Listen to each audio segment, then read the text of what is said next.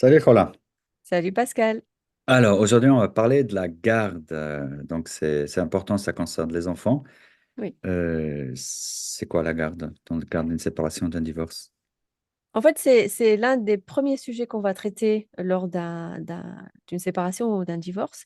Ça veut dire, les enfants, ils vont être comment chez les parents? Comment on va s'organiser? Donc, il y a plusieurs types de garde. On va parler ou bien d'une garde exclusive avec droit de visite.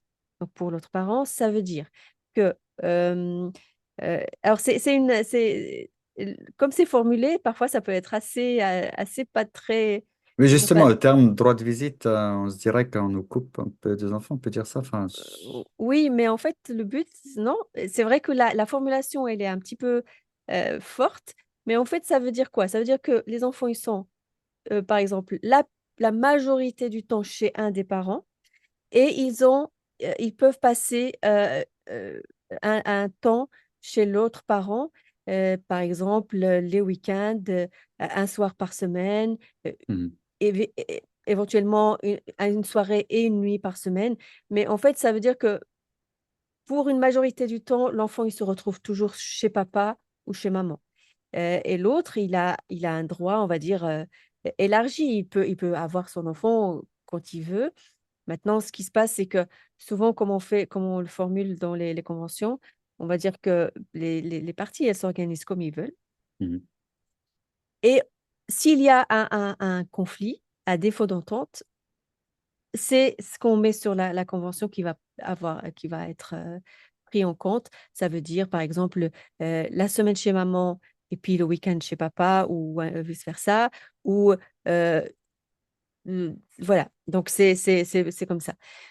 On va dire, modalité de garde, c'est une garde alternée ou partagée. Alors, il y a une petite subtilité. Quand on parle de garde alternée, ça veut dire qu'on est presque équivalent entre les deux parents. C'est la Ça veut dire, moitié, 50-50 du temps. voilà, on peut parler Mhm. de 50-50. Par exemple, une semaine chez papa, une semaine chez maman. On peut parler de lundi à mercredi, de mercredi à vendredi et le week-end en alternance. Donc, on est dans plus ou moins la même chose, même pourcentage. Après, on va parler de garde partagée quand c'est pas tout à fait équivalent. C'est par exemple 4 jours chez papa, 3 jours chez maman ou vice-versa. Donc, on peut aller jusqu'à un pourcentage de 39 et 61% Ok. entre les parents. Donc là, on va parler de partager. Quand on est de manière équivalente, on parle de la garde alternée. Ok.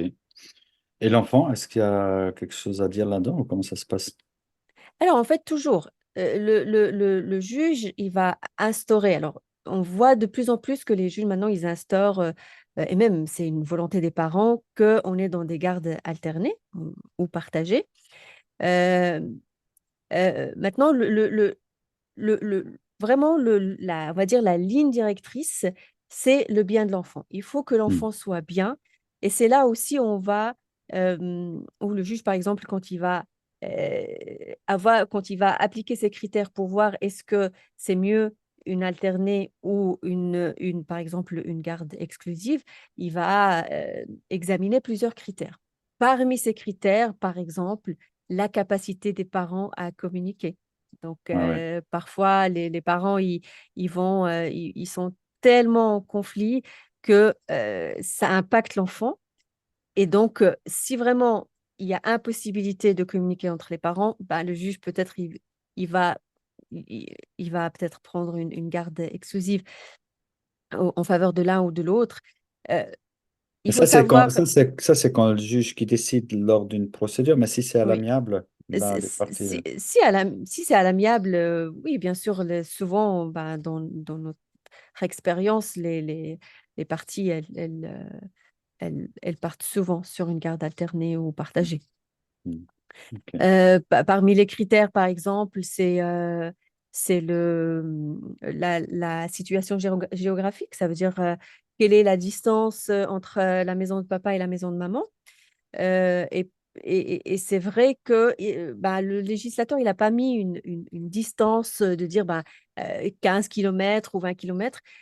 En fait, l'important, c'est que ça soit ça soit raisonnable. Il faut pas Mhm. que l'enfant passe pour aller, par exemple, à l'école quand il est chez papa ou chez maman, qu'il passe une demi-heure tous les matins. Donc, il faut rester cohérent par rapport à ça. Il faut rester raisonnable. Voilà, le but, c'est que l'enfant, voilà, c'est toujours l'intérêt de l'enfant qui prime. Et donc, il faut qu'il soit pas toujours très fatigué, qu'il ne doit pas faire des kilomètres et des kilomètres pour aller Mhm. entre maman et papa. Mhm. Euh, il y a une modalité qui est maintenant, qui commence un petit peu à prendre, c'est que les parents décident de laisser le logement familial pour les enfants, c'est-à-dire les enfants, ils restent à leur maison, ils ne vont pas entre maman et papa, ils restent à la maison, ça, on appelle ça le bird nesting. Et puis c'est les parents qui viennent à la maison Mhm. pour chacun, donc il faut peut-être avoir les moyens, chacun il a un studio où il y a même des qui, mais voilà, c'est toute une organisation, c'est C'est peut-être, particulier, ça veut dire c'est- t'as les habits de l'autre quand tu vas à la maison et vice-versa. voilà, après, c'est une question qui met l'enfant au centre. Si Mhm. les parents arrivent à communiquer et à organiser ça comme ça, pour la stabilité de l'enfant, c'est mieux. C'est Et peut-être plus, parfois peut-être parfois c'est juste une transition. Peut-être on fait pas ça pour des années, mais on fait ça peut-être pour 6 mois, une année. Justement oui, parce que la séparation c'est déjà difficile pour les enfants. Au oui, moins là-dessus on ça facilite. peut, Ouais. voilà, ça peut être une période de transition pour que les enfants s'habituent au fait qu'ils ont toujours papa et maman à la maison. Et Mm, puis, mm, ça les laisse dans leur environnement, avec leurs copains, avec l'école, avec les activités. justement. Donc, voilà. Et puis bon, on va aborder les finances dans d'autres séries, mais est-ce que la garde, juste en très résumé, est-ce qu'il y a un rapport avec les finances, les pensions, les trucs ou pas du tout? Ou comment ça se passe juste en 2 mots? Oui, bien sûr. Alors, quand on est dans des gardes alternées ou partagées, souvent, ce qui se passe, c'est que chaque parent, il assume les frais quand les enfants ils sont auprès de lui. Après, ils se mettent d'accord sur comment gérer euh, tout ce qui est, on va dire, facture d'assurance maladie ou de frais de garde ou des frais d'activité extrascolaire.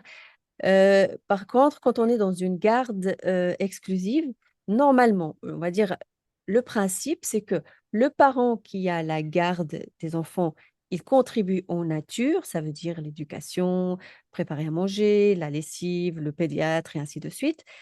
Et l'autre parent qui n'a pas les enfants, il contribue en espèces.